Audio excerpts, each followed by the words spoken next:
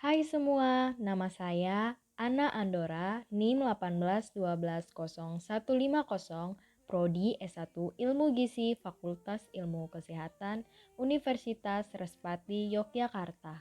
Hari ini kita akan membahas patofisiologis leukemia atau biasa disebut kanker darah. Jadi, apa sih yang dimaksud dengan patofisiologis leukemia? Jadi, ini merupakan keterangan atau penjelasan dari patofisiologis leukemia.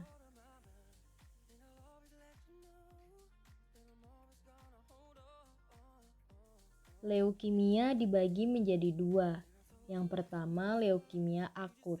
Leukemia yang bersifat agresif dengan tingkat proliferasi hematopoietik sumsum tulang dini atau sel blast yang tinggi dan terakumulasi dalam sumsum tulang. Yang kedua, leukemia kronis. Leukemia ini biasanya berkembang secara perlahan. Biasanya dia tidak menunjukkan gejala klinis yang jelas dan pada saat diperiksa hasilnya pun abnormal. Berdasarkan jenis sel darah putih yang terpengaruh, leukemia dibagi menjadi dua, mieloid dan limfoid. Mieloid adalah leukemia yang mengenai sel mioblas dan diferensiasinya, sedangkan limfoid adalah leukemia yang mengenai sel limfoblas dan diferensiasinya.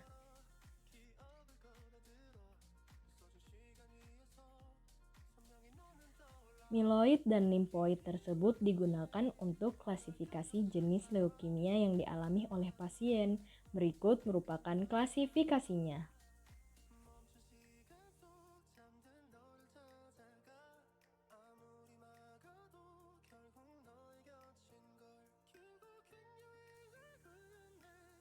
AML adalah jenis leukemia yang bersifat agresif dengan ditemukan banyak sel mioblas di sumsum tulang dan darah.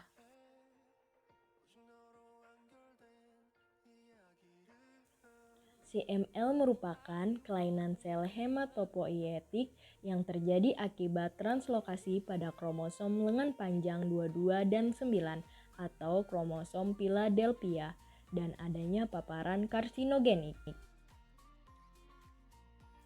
ALL terjadi karena adanya kelainan pada sel progenitor limfoid menyebabkan proliferasi tidak terkontrol dan ekspansi klonal.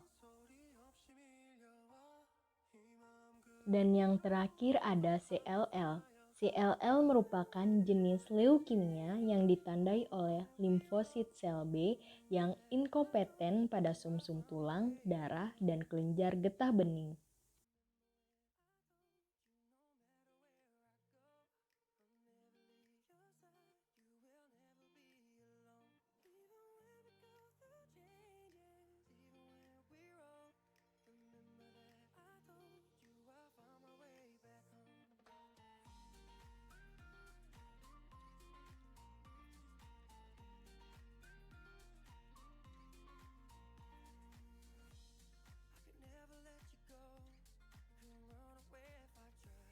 Berikut adalah cara pengobatannya.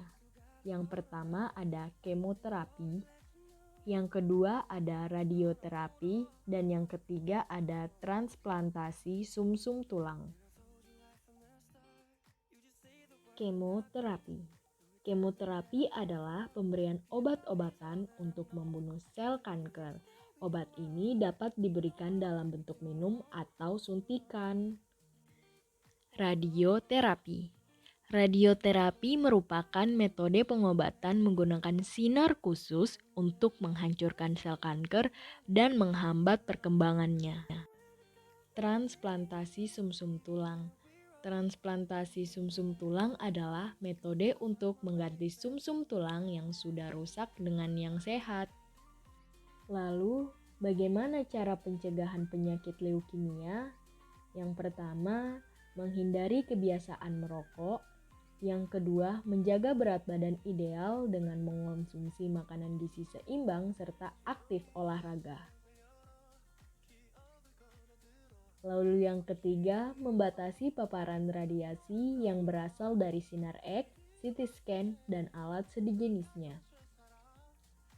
Dan yang terakhir, menjauhi paparan bahan kimia berbahaya seperti bensena, formaldehida, dan radon.